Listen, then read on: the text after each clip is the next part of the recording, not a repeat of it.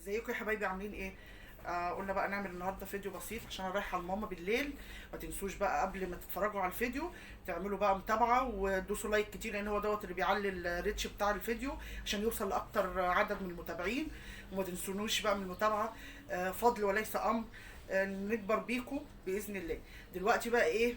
انا النهارده رايحه عند ماما، فهعمل رومي فرن. يمكن محدش عارفه، فاللي مش عارفه يجي ايه يشوف هنعمله ازاي. بس عندي شويه غسيل عايزين يتنشروا، وغسيل عايز يتلم، احنا كل يوم غسيل. فتعالوا بقى ايه نشوف هنعمل ايه. اهو احنا نرمي الغسيل.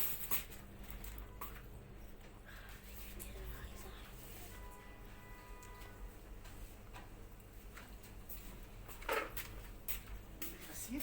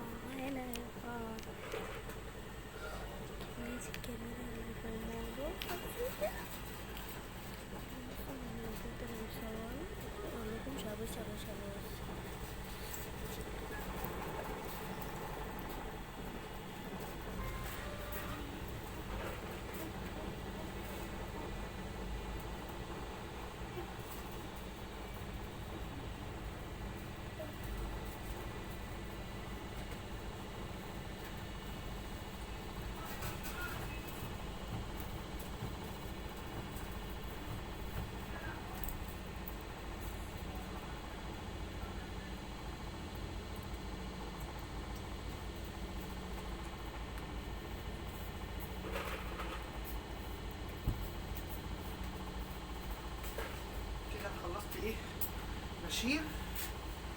ندخل على المطبخ، نقفل بقى البلكونه ونشوف هنعمل ايه تاني.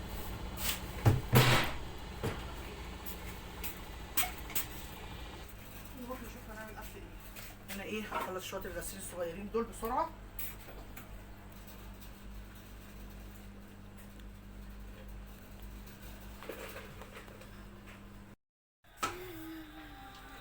انا بقى يا حبايبي نكنس الاوضه. انا الصراحه شايله كل السجاد علشان ايه؟ رمضان والعيد يتغسلوا. انا هنا بس ايه هنجيب الكاميرا على الفوق. نخلص الفوق. انا نفس شويه المواعين. احنا النهارده هنعمل حاجه اسمها رومي فرن، اكيد يعني الناس كلها عارفاها، بتبقى حلوه كده. بس كام طبق كده هقعدهم.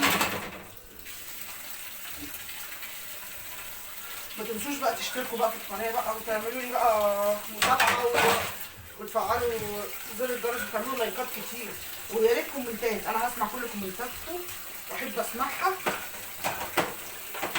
عشان اكبر بيكم ان شاء الله. ساعدوني ان شاء الله في تحقيق حلمي ان انا ايه اوصل خلال الشهر ده لاكتر من 1000 متابع باذن الله.